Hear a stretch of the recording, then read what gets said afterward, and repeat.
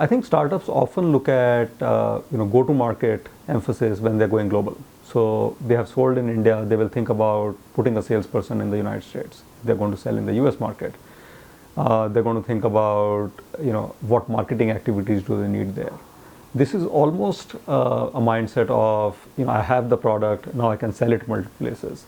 What we've observed is very often you need to engage with those different customers at the product development level itself. There are very few products which are built here and are relevant globally. So very often you have to start with the product question first, of whether the product is still relevant, whether the same value proposition will fly, whether there are integration needs to other set of software that customers are buying. And if you haven't solved that product question for global markets, it's very hard to solve the sales and marketing question for the global market. So my advice to entrepreneurs would be, when you're looking at going outside of one geography into another, especially if those geographies are very different, such as India versus US, make sure that you have got the product right and the relevance of the product right with respect to the new customer base before starting to solve for sales and marketing issues. So once the product issues are resolved, one has to assess the sales and marketing channels.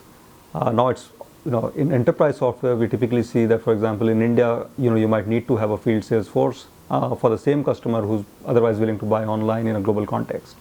So assessing the sales channel that you need to adopt, where similar products such as yourself have been marketed in those geographies, is important, and getting the right skill sets on board for the same. So you might be a very field sales force oriented organization in the Indian market, but you might land up being an internet marketing oriented organization for the US market.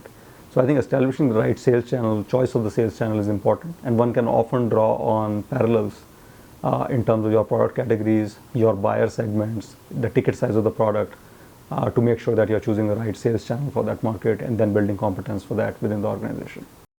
Even on the consumer end, the way you address Indian markets can be very different from the way you address overseas markets. So if you take Bharat Matrimony, for example, in the Indian market, we see a lot of buying behavior driven by not just the prospective bride and grooms, but also by their parents, which means that we have to talk to them before they will buy, and a significant piece of our business comes through a call center.